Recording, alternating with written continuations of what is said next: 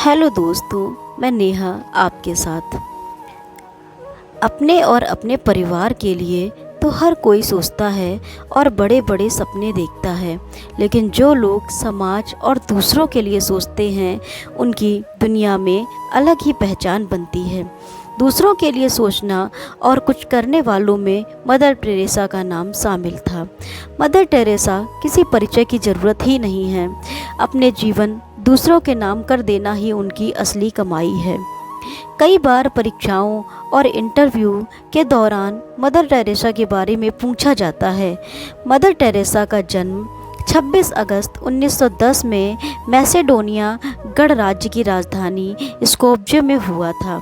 इनका नाम अग्नेस गोजा वायेजू था। इन्होंने अपने प्रारंभिक जीवन का बड़ा हिस्सा चर्च में बिताया था, लेकिन शुरुआत में उन्होंने नन बनने के बारे में नहीं सोचा था।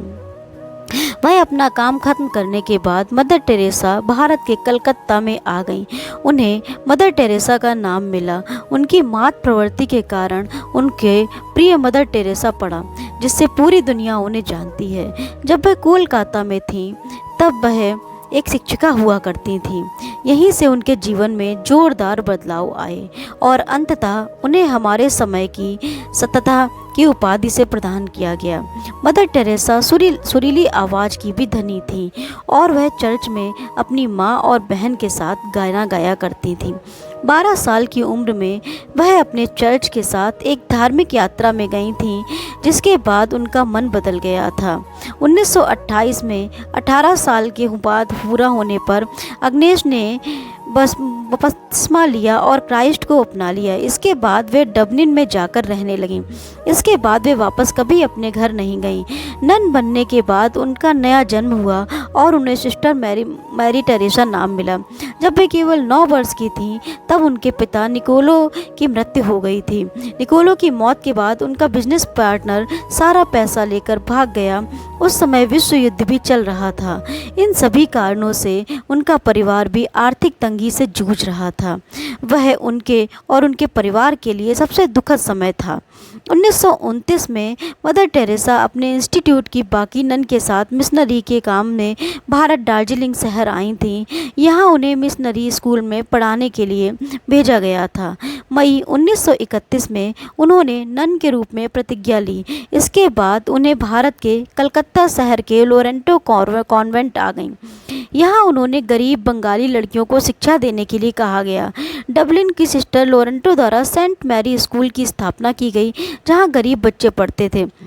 मदर टेरेसा को बंगाली व हिंदी दोनों भाषाओं का अच्छा ज्ञान था।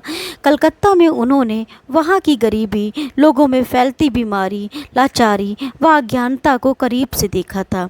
ये सब बातें उनके मन में घर करने लगी थीं और वे कुछ ऐसा करना चाहती थीं। 1937 में उन्हें मदर टेरेसा की उपाधि से सम्मानित किया गया और 1944 में सेंट मैरी स्कूल की प्रिंसिपल भी बन गईं। वह एक अनुशासित शिक्षिका थीं और स्टूडेंट्स उनसे बहुत स्नेह करते थे। वर्ष 1944 में वह हेड मिस्ट्रेस बन गईं। उनका मन शिक्षण में पूरी तरह रम गया था और उनके आसपास फैली गरीबी, दरिद्रता और लाचारी उनके मन को बहुत अशांत करती थी। मिशनरीज ऑफ चैरिटी की शुरुआत 13 लोगों के साथ हुई थी। 1946 में उन्होंने गरीबों, असहायों, बीमारों और लाचारों की मदद करने का मन बना लिया था।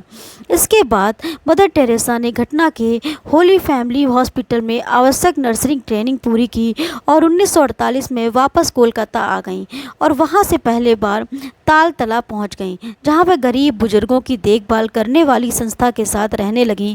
धीरे धीरे उन्होंने अपने कार्य से लोगों का ध्यान अपनी ओर खींचा। इन लोगों ने देश के उच्च अधिकारी, भारत के प्रधानमंत्री भी शामिल थे, जिन्होंने उनके कार्य की सराहना की। 60 अक्टूबर 1950 की उन्हें वेटिंगटन सिटी से मिशनरीज ऑफ चैरिटी की स्थापना की अनुमति मिली। इस संस्था का उद्देश्य भूखों, निर्वस्त्र, बेघर, दिव्यांगों, चर्म रोगों से ग्रसित और ऐसे लोगों की सहायता करना था जिनके लिए समाज में कोई जगह नहीं थी। मदर टेरेसा ने निर्मल हृदय और निर्मल शिशु भवन के नाम से आश्रम भी खोला। जब वे भारत आईं तो उन्होंने यहाँ बेसहारा, विकलांग बच्चों और सड़क के किनारे पड़े असहाय रोगियों के दयनीय स्थिति को अपनी आंखों से देखा। इसके बाद उन्होंने जन सेवा का जो व्रत लिया, उसका पालन लगातार करती रहीं।